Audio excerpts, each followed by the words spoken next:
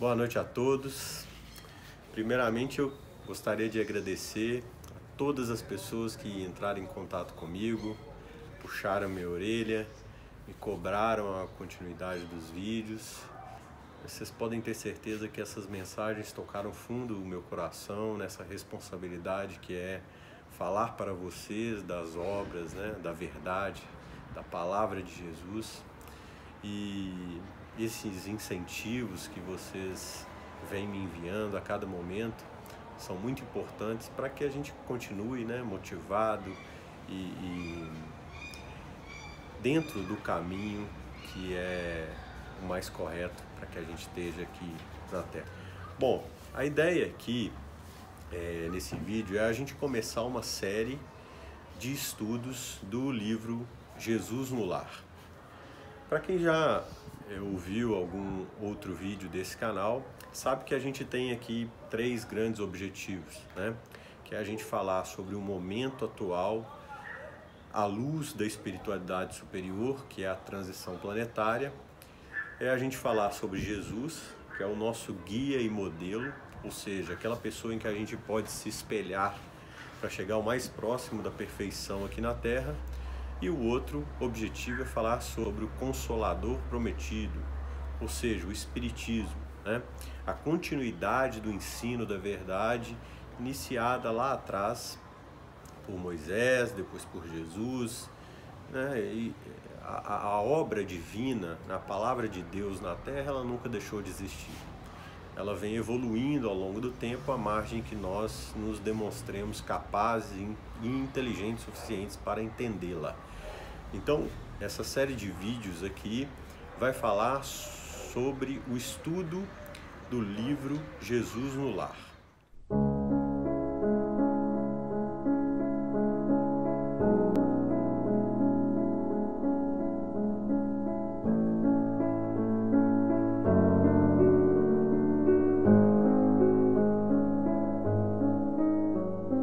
Bom, a ideia então é a gente fazer o estudo sequencial do livro Jesus no Lar, tudo bem? O primeiro capítulo do livro Jesus no Lar, ele é o capítulo que tem o título O Culto Cristão no Lar. Eu achei muito interessante esse primeiro capítulo do livro, porque ele tem uma relação direta com algo que a gente está vivendo muito, que é o convívio no lar, Iniciou-se o mundo de regeneração em 2019, veio a pandemia e fomos obrigados, estamos aí numa nova rotina dentro dos nossos lares, Nós estamos convivendo muito mais com os nossos familiares, nossa relação com as pessoas de casa mudou bastante. Então, a gente estudar o culto cristão no lar, esse capítulo do culto cristão no lar, nesse contexto de transição planetária, é muito legal. Eu acho que existe uma correlação aí muito interessante com essa questão do fique em casa e a importância do culto no lar. Então, eu vou começar aqui, e aí eu peço perdão a vocês, porque a lógica é a gente estudar o primeiro capítulo. Então eu vou ler aqui o capítulo e a gente vai discutindo ao longo do vídeo, tudo bem? Então o capítulo começa assim: Povoara-se o firmamento de estrelas dentro da noite prateada de luar, quando o Senhor, instalado provisoriamente na casa de Simão Pedro, tomou os sagrados escritos e, como se quisesse imprimir novo rumo à conversação que se fizera improdutiva e menos edificante, falou com bondade. Eu queria parar pontuar aqui o que Jesus falou. Olhem só, estavam convivendo, Jesus morava provisoriamente na casa de Simão Pedro, a conversa estava improdutiva e Jesus tentou interferir naquilo que estava acontecendo,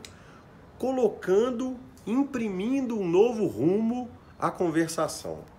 Será que essa lógica do fica em casa que a gente está vivendo agora, essa parada, essa interrupção na nossa vida cotidiana agora, será que essa parada agora também não teria como objetivo imprimir um novo rumo para a humanidade?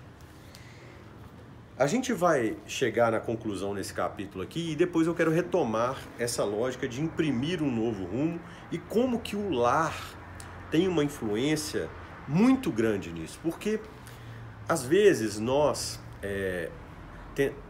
entendemos a lógica como nós a entendemos, a gente espera uma reação externa para mudar o interno.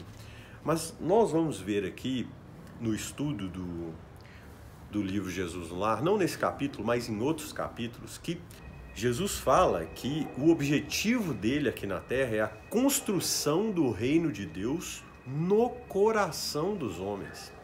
Então, percebam que Jesus não veio aqui para escrever livro, ele não veio aqui para ser, vamos dizer assim, rico. O objetivo dele é a construção do reino de Deus no coração dos homens. Então é muito importante a gente ter isso em mente para a gente chegar nas conclusões desse capítulo lá no final. Então, continuando aqui a leitura do capítulo, Jesus perguntou para Simão: Simão, que faz o pescador quando se dirige para o mercado com os frutos de cada dia? O apóstolo pensou alguns momentos e respondeu hesitante: Mestre, naturalmente, escolhemos os peixes melhores. Ninguém compra o resíduo da pesca. Jesus sorriu e perguntou de novo: E o oleiro? O que faz para atender à tarefa que se propõe? Certamente, Senhor, redarguiu o pescador, intrigado. Modela o barro, imprimindo-lhe a forma desejada. O amigo celeste, de olhar compassivo e fulgurante, insistiu: E como procede o carpinteiro para alcançar o trabalho que pretende? O interlocutor, muito simples, informou sem vacilar: lavará a madeira, usará o enxó e o serrote, o martelo e o formão. De outro modo, não aperfeiçoará a pedra bruta.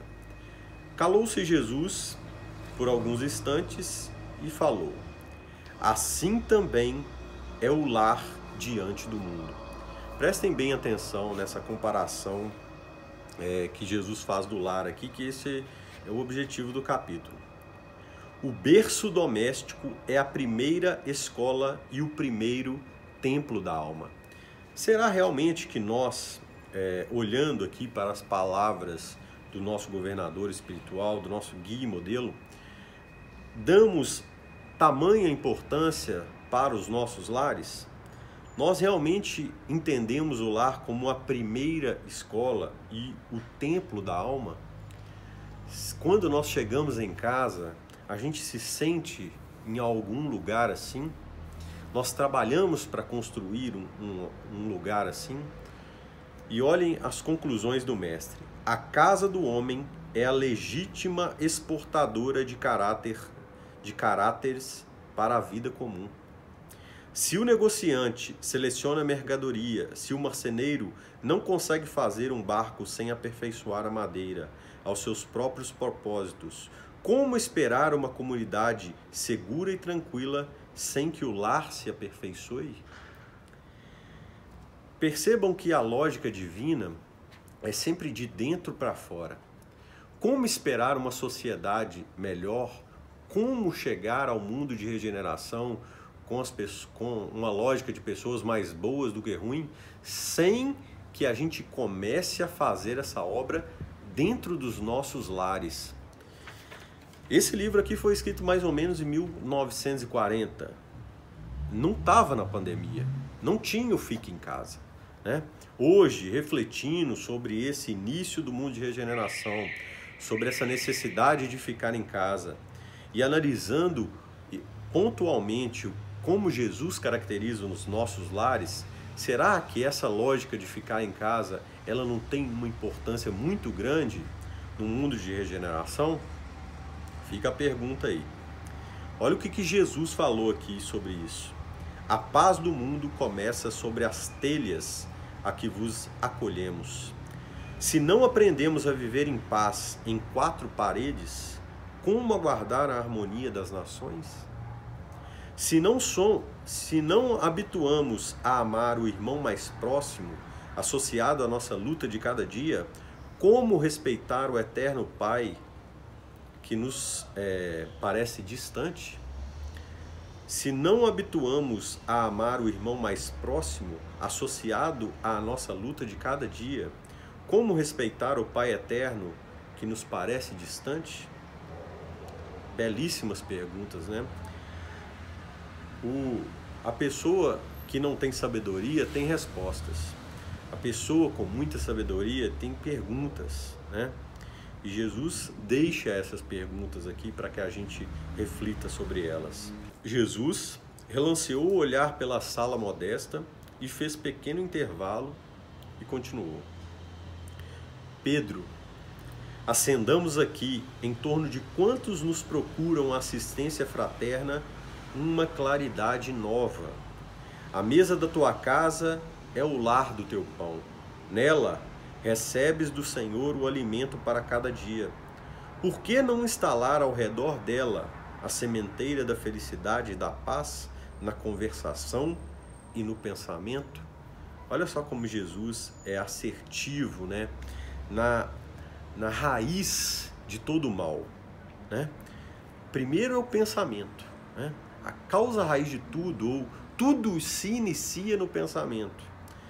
Depois passa para a conversação, depois passa pela convivência no lar, depois passa para a convivência em sociedade. Então, reformando o pensamento da família dentro do lar, reformando a conversação dentro de casa, é assim que, segundo segundo Jesus, nós conseguiremos mudar o mundo, né? O Pai que nos dá o trigo para o celeiro, por meio do solo, envia-nos a luz pelo céu.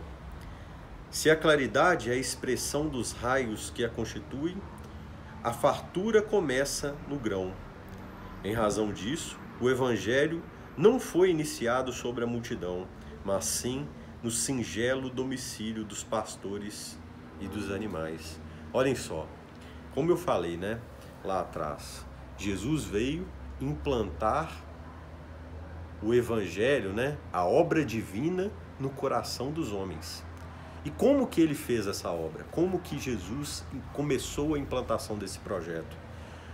Com o poder que ele tem de governador espiritual da terra, ele poderia encarnar de milhões de maneiras, milhões de formas. Mas ele escolheu nascer na manjedoura e escolheu iniciar o culto do Evangelho no lar, na casa de Simão Pedro, na singela casa de Simão Pedro, entre seus familiares. Simão Pedro fitou no mestre os olhos humildes e lúcidos e, como não encontrasse palavras adequadas para explicar-se, murmurou tímido: Mestre, seja feito como desejas. Então, Jesus, convidando os familiares do apóstolo à palestra edificante e à meditação elevada, desenrolou os escritos da sabedoria e abriu na terra o primeiro culto cristão no lar. Bom, esse é o primeiro capítulo no livro Jesus no Lar, e eu não posso deixar de pedir a vocês, né, que instalem essa boa prática no lar de vocês e depois me contem aqui nos comentários desse vídeo se vocês viram efetivamente a diferença que fez no convívio entre seus familiares. E não necessariamente é obrigatória a presença de todos da casa. A gente convida, mas se as pessoas não querem, podemos fazer o culto no lar sozinho mesmo assim. Os bons espíritos estarão presentes e os pensamentos dessa família e os seus pensamentos vão ser modificados com essa prática do culto evangélico no lar. E para terminar aqui esse estudo do primeiro capítulo do livro Jesus no Lar, eu vou fazer a leitura aqui de mais um capítulo do livro Ideal Espírita, tá? Que foi ditado pelo Emmanuel, o guia do Chico Xavier. Para a gente completar essa lógica, né, de falar do governador espiritual da Terra, nosso guia e modelo, falar de transição planetária, e agora nós vamos falar do Espiritismo. Porque o Espiritismo, ele é o consolador prometido. E olhem só como é que nessa lógica de falar do em casa, de falar do culto evangélico, do evangelho no lar, o Espiritismo traz revelações para a gente que são, assim, fantásticas. Então, vamos ver aqui o que está escrito nesse capítulo 53 do livro Ideal Espírita, ditado pelo Espírito Emmanuel. Em casa, ninguém foge à lei da reencarnação. Olha só como é que um capítulo que tem o título Em Casa já começa com essa frase: ninguém foge à lei da reencarnação. Mas como assim? Ontem atraiçoamos a confiança de um companheiro, induzindo-o à derrota moral. Hoje, guardamo-lo na condição de parente difícil, que nos pede sacrifício incessante. Essa mensagem ela é toda assim. Ela fala dos nossos possíveis erros morais e das consequências segundo a lei da reencarnação. Esse é o Consolador Prometido, que detalha para a gente essa lógica maravilhosa que é a lógica da lei de reencarnação. Olhem só como que os erros morais que cometemos dentro de casa refletem nas nossas vidas futuras. Ontem abandonamos a jovem que nos amava, inclinando-a ao mergulho na lagoa do vício. Hoje temo-la de volta por filha incompreensiva, necessitada do nosso amor. Ontem colocamos o orgulho e a vaidade no peito de um irmão que nos seguia os exemplos menos felizes. Hoje partilhamos com ele a feição de esposo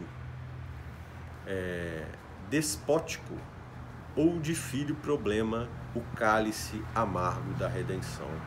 Ontem esquecemos compromissos veneráveis, arrastando alguém ao suicídio. Hoje reencontramos esse mesmo alguém na pessoa de um filhinho portador de moléstia terrível, tutelando-lhe à custa de lágrimas o trabalho de reajuste. Ontem abandonamos a companheira inexperiente à míngua de todo auxílio, situando-a nas garras da delinquência. Hoje achamo-la ao nosso lado, na presença de esposa conturbada e doente, a extinguir-nos a paciência no curso infatigável da tolerância. Às vezes, na convivência do nosso lar, a gente costuma julgar os parentes difíceis, as situações difíceis, como algo sendo único e exclusivamente culpa de outra pessoa. O Espiritismo, o Consolador Prometido, a lógica divina mostra pra gente que nada acontece por acaso. Todas as situações que nós vivemos na nossa vida são exatamente as situações que nós precisamos encarar de frente e ajudar a reestabelecer, porque não existe acaso na obra divina. Os nossos problemas são as chaves da nossa libertação espiritual.